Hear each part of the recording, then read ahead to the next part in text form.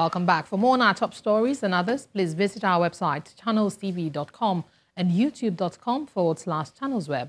Log on to m.channelstv.com to watch us on your mobile device. You can also download the Channels TV app for Android, iOS and Windows devices from their respective stores. Having the Channels TV and Channels 24 app will give you access to news and updates. You'll also have access to the Eyewitness feature, with which you can share those pictures, videos or news of happenings around you. Just install the app, tap and swipe to reveal the menu, and follow the instructions you find there. Welcome back. The United Nations representative to Nigeria, Mr. Edward Callon, is worried about the escalating violence in Benue State and other security challenges confronting the country. Mr. Callon's fear is a fallout of the presentation by the Benue State Governor, Samuel Ortom, to the United Nations and its partners, detailing the timeline of attacks on Benue communities. Governor Ortom is asking the UN envoy to impress it on the United Nations Secretary General to speed up response to security challenges in the state. The killing of over 73 Benue farmers on New Year's Day by suspected herdsmen with over 100,000 displaced persons have not gone unnoticed by the international community. These are the thoughts of the United Nations country representative, Mr. Edward Callon, who arrived for the technical session with Governor Samuel Ortom. The Benue delegation begins by making its presentation to the UN systems in Abuja with the background of herdsmen attacks, which claimed about 1,900 lives as at 2014. While over 54% of the 100,000 IDPs in the 7 camps are children, 38% of the total number of casualties are women. Presenting the statistics, the government notes that pregnant women, nursing mothers and children have been targeted in the ethnic cleansing agenda. You are seeing images of real women pregnant that were killed. Then, nursing mothers, about 44% of them, and then others are 18%. The enactment. In the build-up to the implementation of the Open Grazing Prohibition and Ranches Establishment Law, threats were made, and the governor asked the UN systems to help the government pursue justice. We are represented, we are still in court, but they went further to say that they will mobilize armed men to fight against us. And that was what resulted in 1st of January 2018. Despite the fact that we have reported this to the appropriate authorities at the federal level.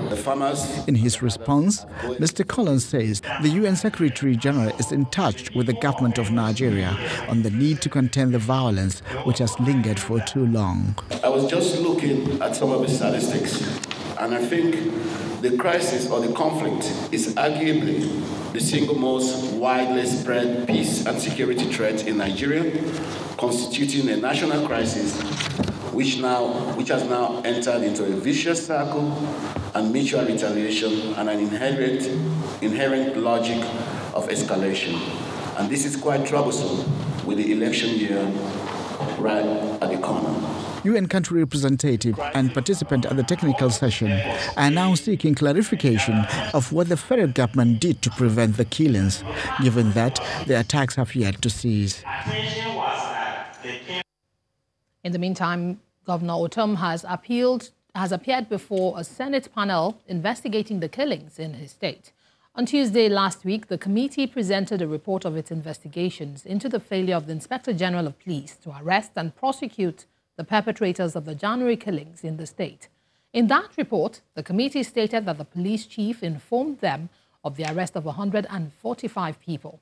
However, the Senate rejected the report of the committee for failing to get the views of the Benue State Governor on the security issues in his state. And some relief is coming for thousands of people displaced as a result of the farmers' herdsmen crisis in Nasarawa State. The National Commission for Refugees, Migrants and Internally Displaced Persons is distributing care and maintenance materials to the displaced persons. The Commission says the gesture is to empower and equip them with some materials that will make their stay meaningful. Home is a place where one gets shelter, but once it cannot serve that purpose, then it's time to look elsewhere. And that's exactly what these residents of Nasarawa State, north-central Nigeria, are doing as they seek to secure their lives because of attacks on them by suspected herdsmen. That search for shelter has brought them to this place that they now call home, an internally displaced people's camp. Whatever the condition of their newfound home, they may have to cope with it.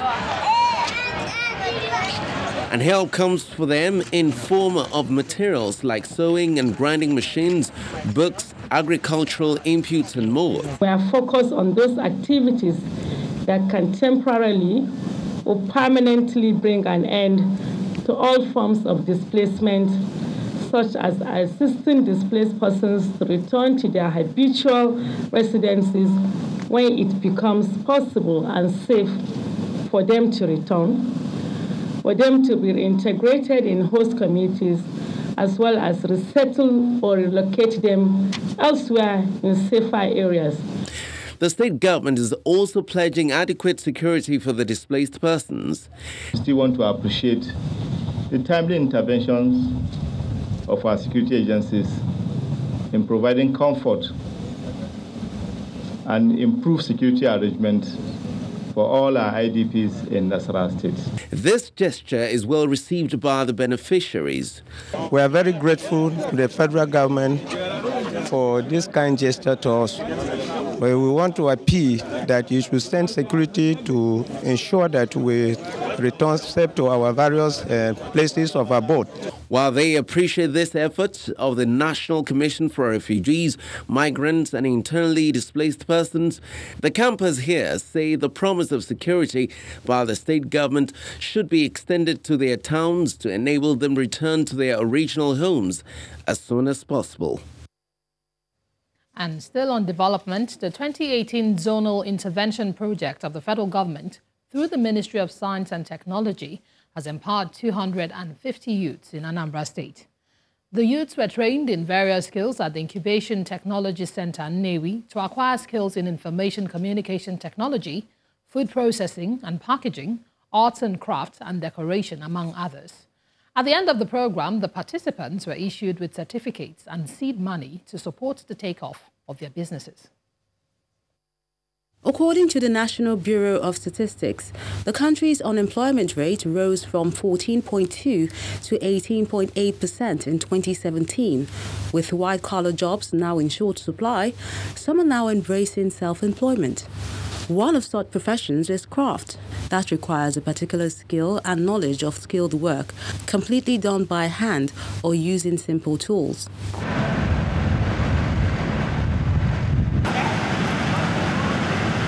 At the Incubation Technology Center in Newi, which is a federal government institution, youths and adults are trained on special skills in order to become gainfully employed.